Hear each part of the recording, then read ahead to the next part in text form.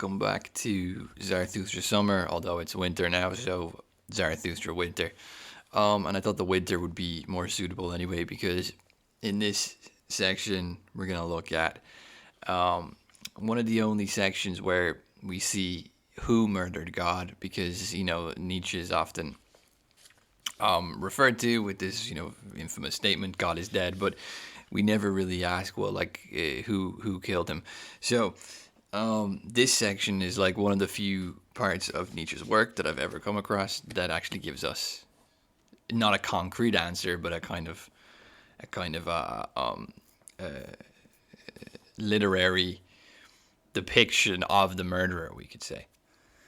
So the section is called "The Ugliest Man," and basically it's someone who's Zarathustra, or a kind of a creature. He's not even like a person. He's more like a kind of golem or serpent figure. It's somewhat. I'll read through some of the section, but it's somewhat reminiscent of like someone coming across a sort of golem in a cave, or in Jungle Book when Mowgli comes across the python. It kind of reminded me of that. Or there's also a little bit of the Odyssey and the Siren here. There's a little bit of that going on too.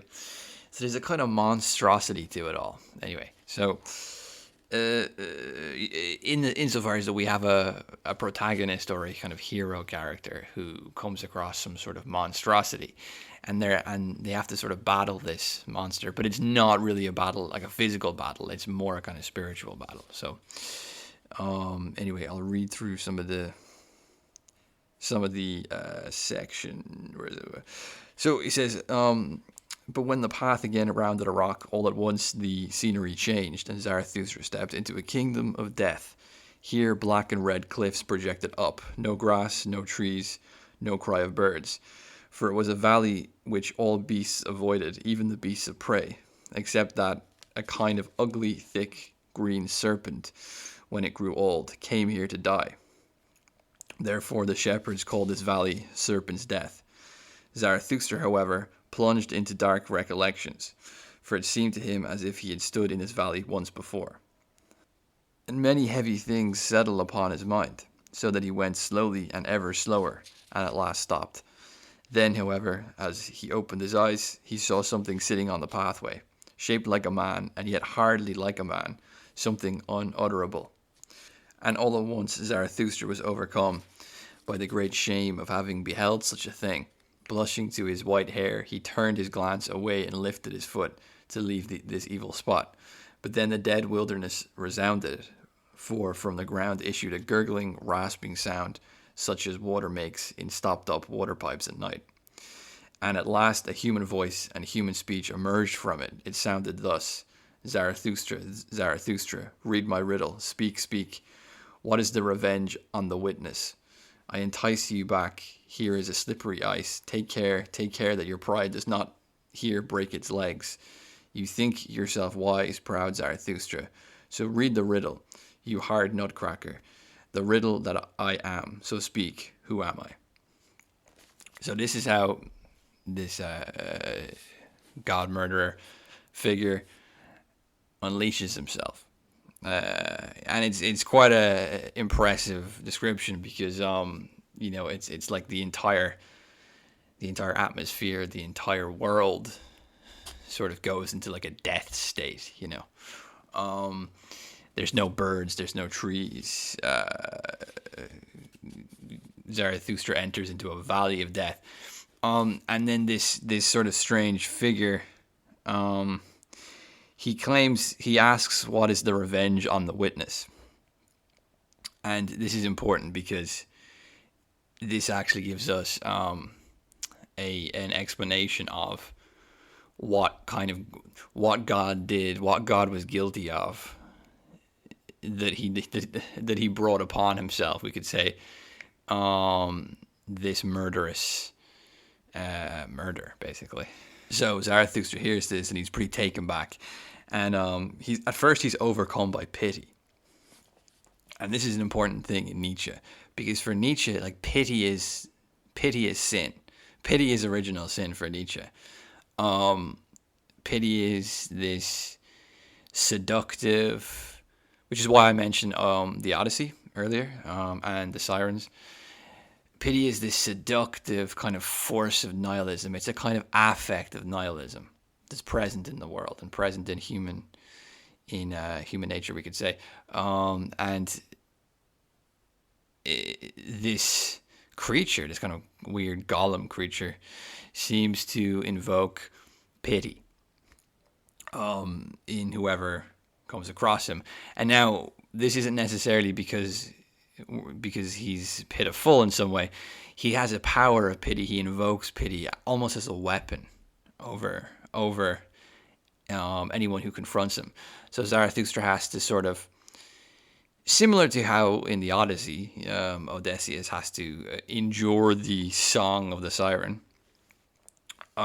Zarathustra has to endure this overwhelming affect of pity, which comes across him whenever he comes into contact with this creature. And anyway, Zarathustra answers the question of who am I, and he says, "I know you well. You are the murderer of God. Let me go." And there's this kind of back and forth then that goes on between Zarathustra and this creature.